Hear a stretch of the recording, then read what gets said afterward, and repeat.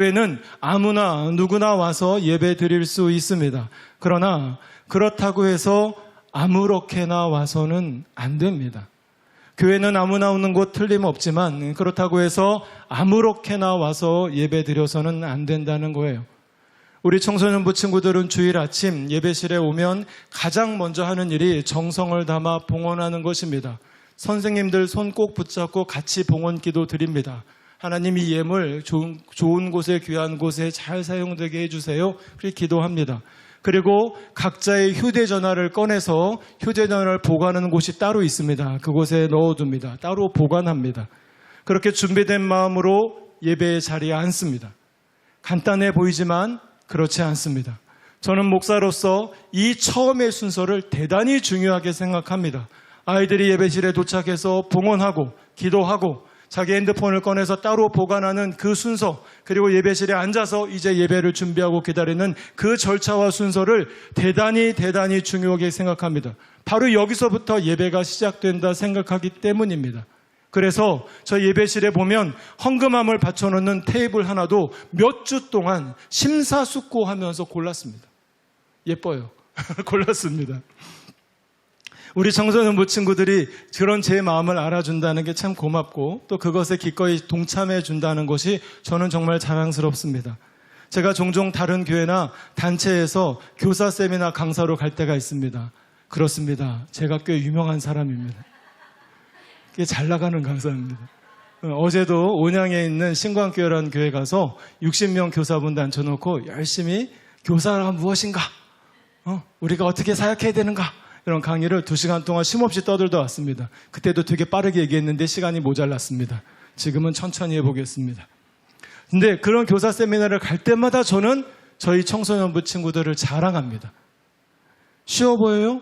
아닙니다. 쉽지 않아요. 제가 이 방법대로 예배 드려보시라고 그러면 그분 선생님들, 거기 청소년부 선생님들 대본에 안 될걸요? 그렇게 얘기합니다. 그렇죠. 쉽지 않습니다. 쉬운 일이 아닙니다. 그게 쉽지 않다는 것 제가 제일 잘 알고 있습니다. 어지간한 결단 없으면 흐지부지 되기 십상입니다. 그런데 우리 친구들은 지난 5개월 동안 제법 잘 해냈습니다.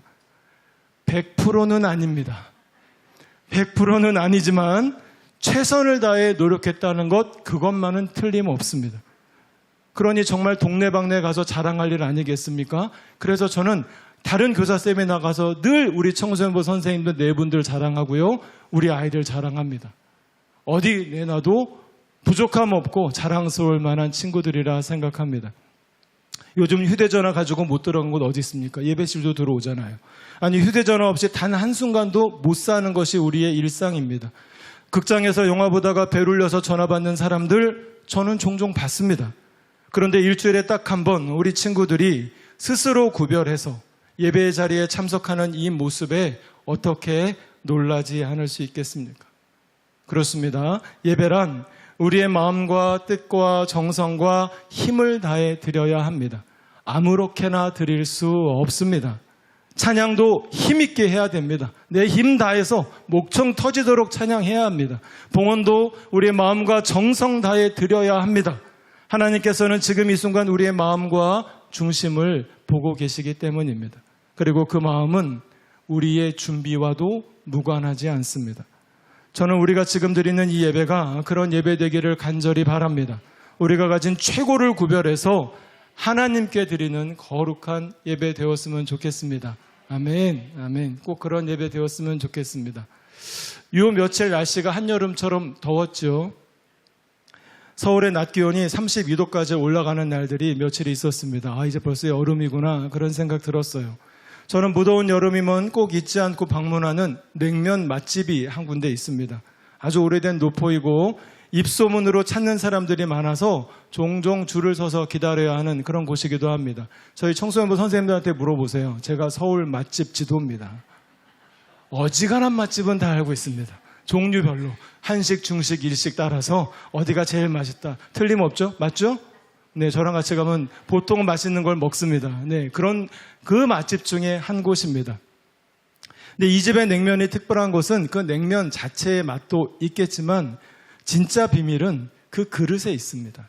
손님이 오기 전부터 차갑게 식혀둔 그 냉면 그릇에 정성껏 냉면을 담아줍니다.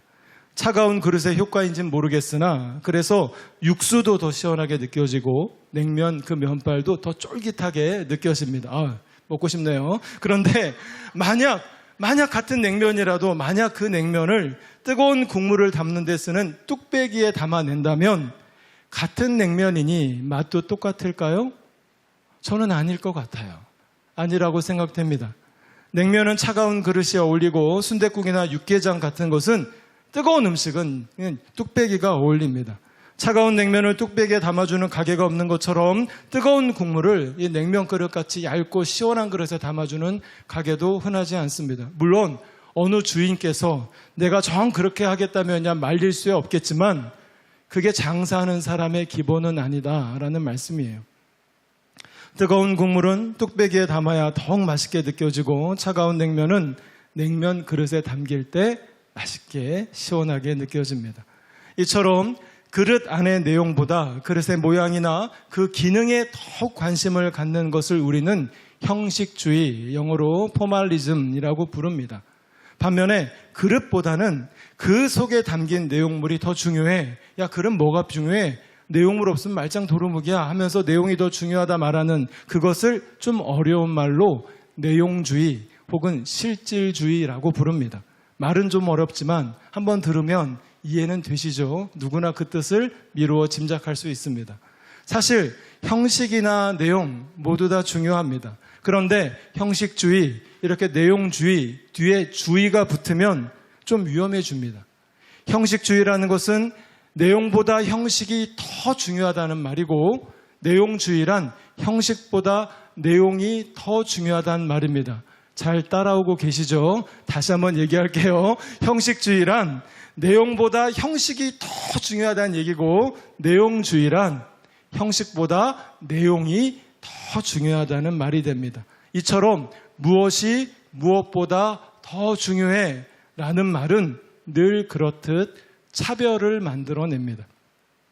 권위라는 말도 그래요. 교회에서 권위란 말을 참 많이 쓰는데 권위는 중요합니다. 꼭 필요한 것이고 꼭 있어야 하는 것이죠. 하지만 권위 뒤에 주의가 붙으면 좀 달라집니다. 권위주의는 불필요하고 없어져야 하는 것입니다. 권위주의란 내가 힘을 가졌으니 내 마음대로 하겠다는 것을 말합니다. 내가 가진 힘으로 누군가를 차별하고 누군가를 배제하겠다는 말이에요. 그래서 권위란 다른 사람이 세워주는 게 권위고 권위주의란 내가 세워가는 게 권위주의입니다. 권위는 교회에 꼭 필요하고 있어야겠지만 권위주의는 잘못된 것입니다. 형식과 내용이 주의가 되어서 차별과 배제를 위해 사용된다면 그것은 본래의 의미를 벗어나게 됩니다. 그런데 성경에 보면 이 형식에 너무너무 집착한 나머지 내용은 싹 무시하고 그 형식으로 차별과 배제를 상식처럼 여겼던 사람들이 있었습니다.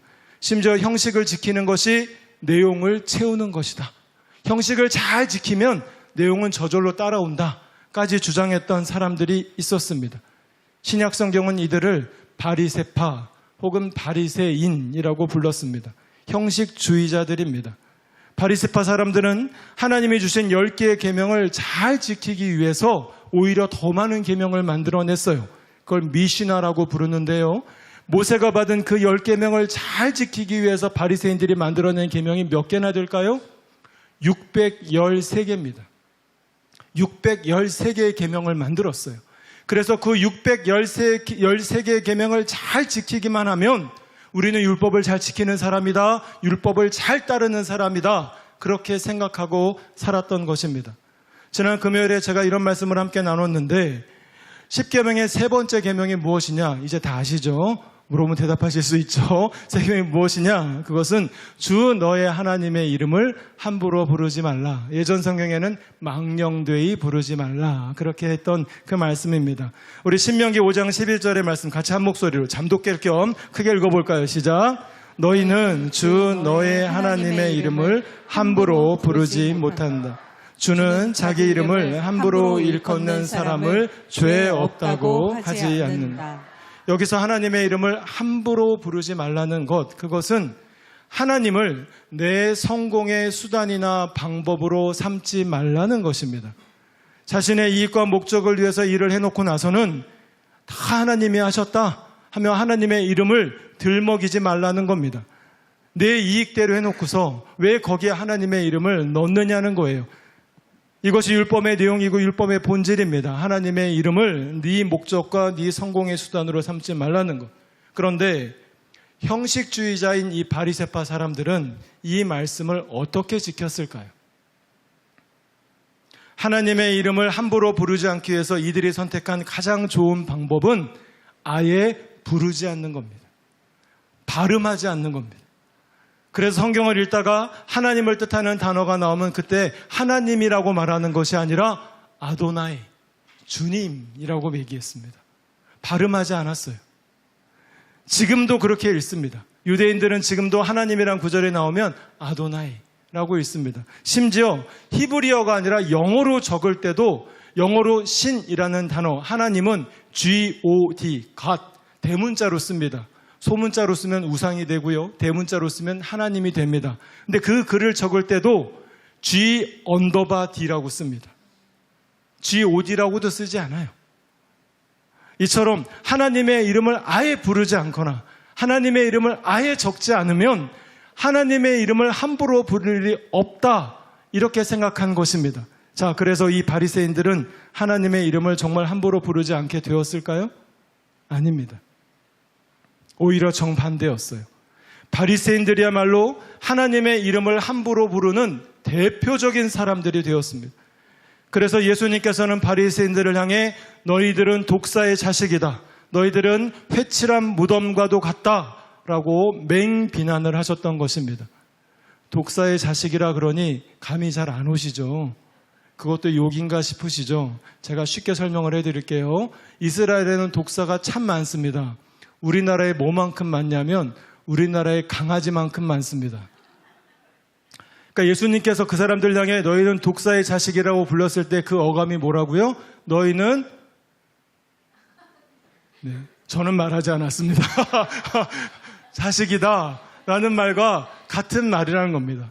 너희가 회칠한 무덤이다. 무덤이 회칠 좀 할 수 있지. 그런 뜻이 아니에요. 이스라엘의 무덤이라는 것은 시체를 쌓아두고 섞여서 그 뼈를 모아놓는 가족 납골당입니다. 그러니 항상 그 무덤 안은 시체가 썩고 있습니다. 엄청난 냄새가 나죠. 그런데 그 무덤 겉에만 그럴듯하게 회칠을 해놔서 마치 무덤 아닌 것처럼 이 안에 썩는 것 없는 것처럼 겉은 멀쩡하지만 속이 썩어 들어가는 그것을 회칠한 무덤이라고 한 거예요. 예수님이 그 바리새인들을 향해서 너희는 회칠한 무덤이라고 했습니다. 바리새인이 얼마나 썽이 났든지 바리새인들이 그 말을 듣자마자 그때부터 예수를 죽이고자 모의했다라는 말씀이 성경에 나와요. 나를 자식이라고 부르고 나를 회칠한 무덤이라 부르면 용서할 수 없죠. 그런데 바리새인들은 정작 하나님의 이름을 경홀하게 망령되이 일컫지 않겠다고 다짐했으나 그 형식이 그 내용을 지키지 못했다는 것입니다.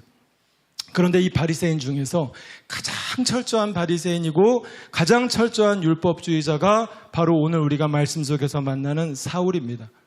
그는 예루살렘에서 무려 250km나 떨어져 있는 다마스쿠스까지 쫓아가서 기독교인들을 박해할 정도로 아주 철저한 유대인이었습니다. 그리고 철저한 바리새인이었습니다. 그런 사울이 다마스커스로 가는 길 위에서 강렬하고 환한 빛 가운데 예수님을 만났습니다. 나는 내가 박해하는 예수다 라는 그 예수님의 말씀 앞에 사울의 삶이 말 그대로 문자 그대로 고꾸라졌습니다. 이 엄청난 충격의 사울은 그 자리에서 그만 시력을 잃고 말았습니다. 이제 다른 사람의 도움이 없이는 단 한 발자국도 걸어갈 수 없는 신세가 된 것입니다.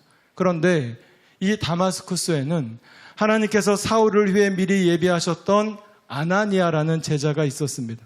주님께서는 아나니아가 기도하는 중에 환상 가운데 말씀하셨어요. 너는 고든 길이라고 부르는 거리에 가서 유다의 집에 있는 다섯 사람 사울을 찾아라 라고 말씀하셨어요. 그리고 그가 지금 기도하고 있다 라고 덧붙이셨습니다.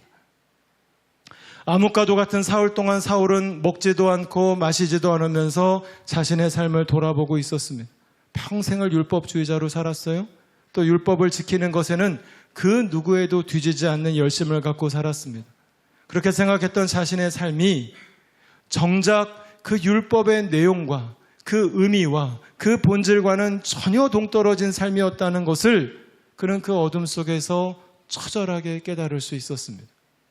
평생 그릇만 붙잡고 살았는데 막상 그 그릇 안을 들여다보니 자신의 삶이 텅텅 빈 그릇이었다는 것을 깨닫게 되었습니다. 빈 수레처럼 요란하게 살았습니다. 회칠한 무덤처럼 살았어요. 독사의 자식처럼 그렇게 자신이 살았습니다. 그리고 이제는 다마스쿠스 거리 한복판에서 스스로 죽음을 선택하거나 아니면 이곳에 있는 다른 기독교인들에게 발각이 되어서 죽임을 당하거나 전혀 무방비한 처지에 놓이게 되었습니다. 그 절망감이 얼마나 깊었던지 사울은 먹지도 못하고 마시지도 못한 채 사흘 내내 죽은 듯 엎드려 기도만 드리고 있을 뿐입니다. 그때 주님께서 아나니아에게 말씀하셨습니다. 우리 본문 15절의 말씀 함께 한 목소리로 읽겠습니다. 시작. 주님께서 그에게 말씀하셨다. 가거라. 그는 내 이름을 이방 사람들과 임금들과 이스라엘 자손들 앞에 가지고 갈 내가 택한 내 그릇이다. 저는 이 말씀을 준비하면서 정말 이 말씀 앞에 가슴이 울컥했어요. 철저한 바리새인이자 율법주의자로 평생 그릇만 붙잡고 살았지만 정작 그 안에 아무것도 채우지 못했던 그 사울 부르셔서 주님께서는 너는 내가 택한 내 그릇이라고 말씀해 주셨던 거예요. 이제는 하나님께서 사용할 그릇이다. 이제는 내 이름을 이방 사람들과 임금들과 이스라엘 자손들 앞에 가지고 갈 바로 내가 택한 내 그릇이라고 말씀해 주셨던 것입니다. 주님께서는 율법주의자로 또 형식주의자로 철저하게 살았던 사울의 삶을 부정하지 않으셨습니다. 가치 없다고 말씀하신 적 없어요. 그 그릇을 그가 만들었던 평생 만들었던 그 그릇 아예 못 쓸 그릇이라고 말씀하지 않으셨습니다. 오히려 사울의 그 그릇 안에 이제 예수 그리스도의 영을 그 거룩한 이름을 기꺼이 담아주시겠다 말씀하신 것입니다. 그래서 이제는 땅끝까지 이르러 그리스도의 복음을 전할 사도로 세워주시겠다 말씀하셨습니다. 사도가 된 바울은 나중에 다마스쿠스 길 위에서 자신이 경험했던 큰 놀라운 상권과 그 감격을 고린도후서 4장에서 이렇게 고백하고 있습니다. 우리 고린도후서 4장 6절과 7절의 말씀을 함께 천천히 읽겠습니다. 어둠 속에 빛이 비춰라 하고 말씀하신 하나님께서 우리의 마음속을 비추셔서 예수 그리스도의 얼굴에 나타난 하나님의 영광을 아는 지식의 빛을 우리에게 주셨습니다. 우리는 이 보물을 질그릇에 간직하고 있습니다. 이 엄청난 능력은 하나님에게서 나는 것이지 우리에게서 나는 것이 아닙니다. 아멘. 주님께서는 질그릇과도 같은 나를 사용하셔서 그 보물을 담아주셨다라는 것입니다. 질그릇이란 유약을 바르지 않고 구워낸 가장 값싼 그릇입니다. 평생 그 그릇만 바라보고 살아왔던 사울이 자신의 삶을 돌아보니 내 그릇이 그저 값싼 질그릇일 뿐이었다고 말하고 있습니다. 차별하고 배제하는 그릇이었습니다. 비난하고 박해하는 그릇이었습니다. 도무지 왕이 사용할 그릇은 못 되었고 전능하신 하나님께서 사용할 그릇은 더더욱 못 되었습니다. 그냥 질그릇일 뿐입니다. 그런데 하나님께서는 그런 사울 부르셔서 내가 택한 내 그릇이라고 말씀해 주셨습니다. 이제는 세상을 담아내는 그릇 되라고 불러주셨던 것입니다. 이제 말씀을 마치려고 합니다. 사랑하는 우리 사랑빛 성도 여러분, 하나님께서 질그릇과도 같은 사울을 부르셔서 보냄을 받은 자 사도로 만들어 주셨습니다. 차별과 배제가 아니라 세상을 담을 수 있는 그릇으로 그를 불러주셨습니다. 그리고 오늘 이 자리에서 예배하는 우리 모두에게도 그런 동일한 은혜를 주셨습니다. 질그릇과도 같은 우리를 부르셔서 하나님의 거룩한 이름을 담아 살아갈 수 있도록 해주셨습니다. 그러므로 차별과 배제가 아니라 세상을 담아내는 그릇으로 우리는 새롭게 태어나야 할 것입니다. 그렇다고 우리가 뛰어났다는 말은 아닙니다. 우리가 뛰어나서도 아니고 우리에게 어떤 자랑할 것이 있어서도 아닙니다. 우리는 옹기장이가 만든 가장 값싼 그릇, 질그릇에 불과하지만 그러나 전능하신 하나님 손에 붙들리는 그 순간 우리는 세상에서 그 무엇과도 바꿀 수 없는 가장 귀한 그릇이 됩니다. 보냄을 받는 사도가 됩니다. 그러므로 우리의 예배와 우리의 삶이 아무렇게나가 되어서는 안 됩니다. 질그릇이라고 질그릇처럼 살아서는 안 됩니다. 세상의 욕심과 세상의 방법 따라서 살아서는 더더욱 안 됩니다. 비록 질그릇이나 그 안에 보배를 담고 있기에 우리는 구별되고 거룩하게 살아야 합니다. 거룩을 위해 애써야 합니다. 구별됨을 위해 노력해야 됩니다. 특히 하나님께 예배하는 바로 이 시간 우리는 애쓰고 노력해서 최고의 예배를 드려야 합니다. 거기에 우리의 힘을 아끼지 말아야 합니다. 우리의 마지막 남은 힘이 있다면 예배하는 일에 써야 됩니다. 우리의 마지막 남은 숨이 있다면 하나님 찬양하는 일에 쓰겠다고 다짐할 수 있어야 합니다. 그럴 때 하나님은 사울을 들어 바울 사도로 만드시고 소아시아의 모든 교회를 세우셨던 형통함을 주셨던 것처럼 우리의 삶을 형통하게 하실 것입니다. 사도 바울을 통해 교회를 세우고 그 놀라운 믿음을 지금까지 이어오게 하셨던 것처럼 우리를 통해서 우리가 하나님의 손에 붙들려 쓰임받는 귀한 그릇, 택한 그릇 될 때 우리를 그 형통한 삶으로 인도해 주실 것입니다. 여러분, 형통함이란 우리가 쟁취해서 얻는 것이 아닙니다. 내가 그것을 얻기 위해 노력해야 되는 것이 아니에요. 형통함이란 누리고 사는 삶입니다. 내가 하나님의 그릇이 될 때, 내가 하나님께 쓰임이 될 때 저절로 따라오는 거예요. 저절로 따라와서 누리게 되는 삶입니다. 세상의 어떤 이론들은 우리가 성공하기 위해서 애쓰고 노력해야 된다고 말해요. 아니에요. 우리가 만약 하나님 손에 붙들리는 질그릇이 된다면 비록 나는 보잘것 없지만 나를 붙드신 분에 의해서 형통한 삶을 누리며 살게 된다는 것입니다. 만약 내 삶 가운데 형통함이 없다면 내가 하나님 손에 붙들려 있지 않거나 내 속이 빈 그릇이기 때문입니다. 세상의 욕망을 따라서 그릇만 강조하는 세상, 외양만 바라보는 세상, 그것에 홀리게 만드는 그 미혹됨을 따라서 살았기 때문입니다. 바울 사도처럼 형식주의자로 살아왔기 때문이에요. 경건의 모양은 있으나 능력이 없는 삶이기 때문입니다. 저는 우리 삶 가운데 형통함이 있기를 소망합니다. 우리 모두가 하나님의 귀한 그릇 되어서 예배를 통해 형통함을 경험하고 우리의 삶을 통해서 그 형통함을 흘려보내는 능력의 삶 모두 사시기를 간절히 축복합니다. 아멘. 기도하겠습니다.